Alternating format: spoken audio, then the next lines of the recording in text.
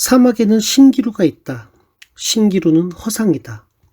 이글이글 장렬하는 태양 아래 한 모금의 물이 없는 사막길을 걷는데 모래바람으로 사방을 분간할 수도 없었다. 앞이 보이지 않았다. 나그네는 그만 힘이 다하여 쓰러지려고 한다. 그 순간 저만치 무언가 보인다. 아, 오아시스다. 새 힘이 솟는다.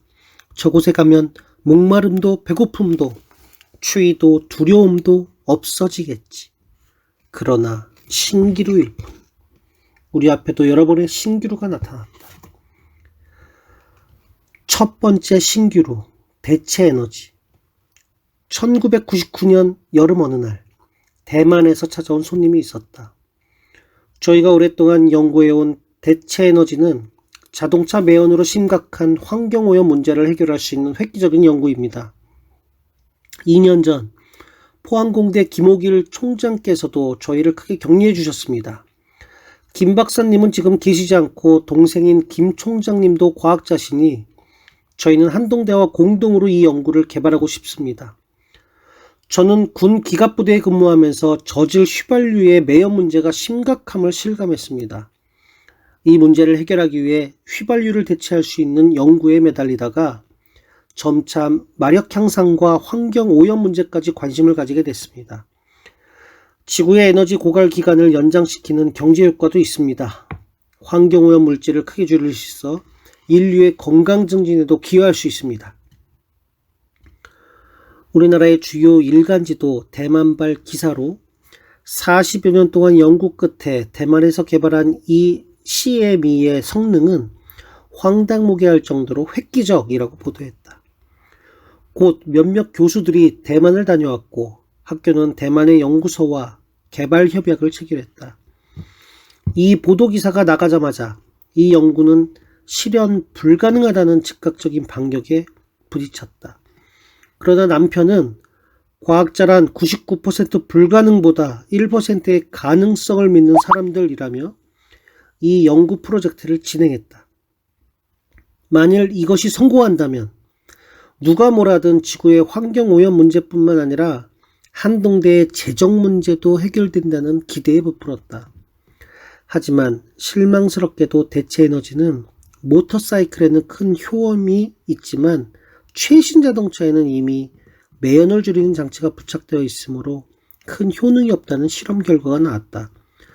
몇 달 동안 부풀었던 기대가 신기루가 되고 말았다. 두 번째 신기루, 게르마늄. 2000년 겨울 심장 수술을 받고 삼성병원에 입원해 계시는 한동대 이사 김성호 오천교회 원로 목사님이 전화를 하셔서 당장 만나자고 하셨다. 병원에 도착하니 목사님은 심장을 수술을 하신 분답지 않게 활기찬 목소리로 옆 침대에 환자를 소개해 주었다.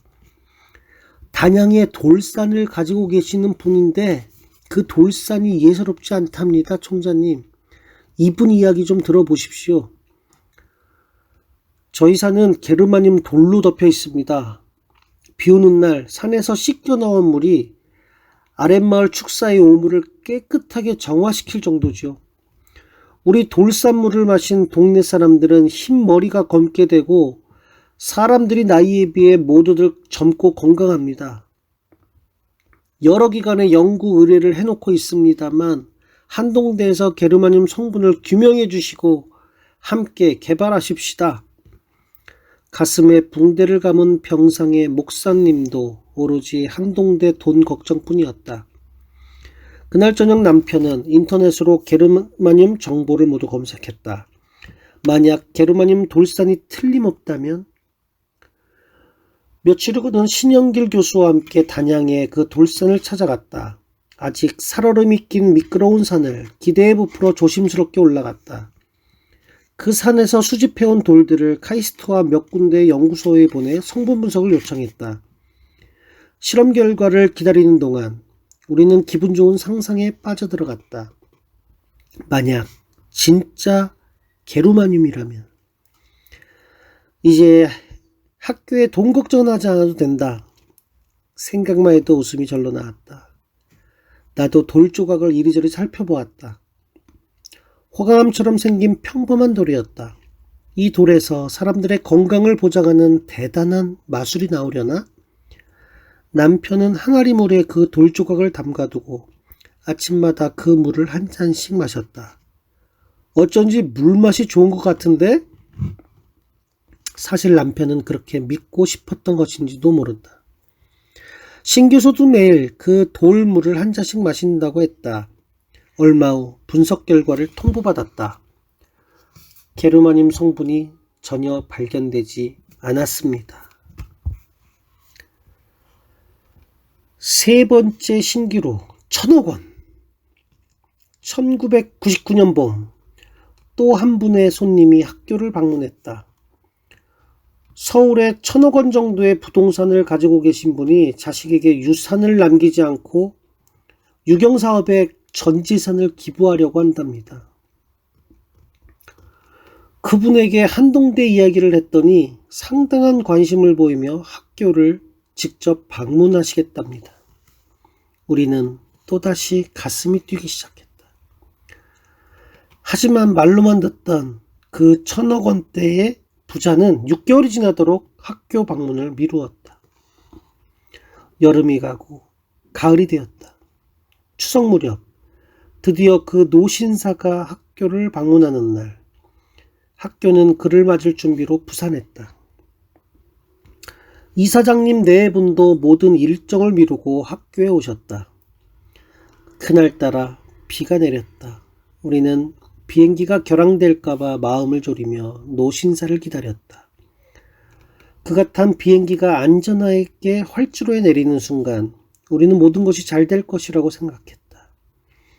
남편이 학교의 재정 현황과 발전 계획을 열심히 브리핑하는데 72세의 그 노신사는 시종, 아무 표정 없이 듣기만 했다. 저런 분은 저렇게 말을 아끼는구나 하고 나는 속으로 생각했다. 그 후로 오 부총장은 기증받을 재반 서류들을 준비해가지고 서울을 부지런히 오갔다. 어떤 날은 커피숍에서 하루 종일 그와 마주 앉았다가 그냥 돌아온다고 했다. 거액의 기부금을 받는데 이런 것쯤은 아무것도 아니라고. 그는 대단한 인내심이 필요한 나날들을 보냈다. 그러던 어느 날 그가 재산 이전 등기 비용을 미리 요구하자 미심쩍은 생각이 들기 시작했다. 과연 그에게 그만한 재산이 있는 걸까? 누구도 입 밖으로 내진 않았지만 모두들 찜찜해했다. 10월 어느 날 오 부총장과 윤 법인과장은 그가 건네준 부동산의 지목들을 관할구청에 다니며 조사하고 돌아왔다. 두 사람은 우리를 보자 고개를 설레설레 가로저었다. 설마 했던 것이 사실이었다. 강남 일대의 엄청난 부동산의 지목들은 모두 제각기 주인들이 따로 있었던 것이다. 이 이야기를 들은 하 목사님이 허허 웃으며 말했다.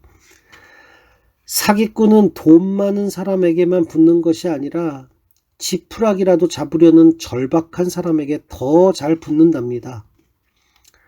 우리는 그 신기루도 감사했다.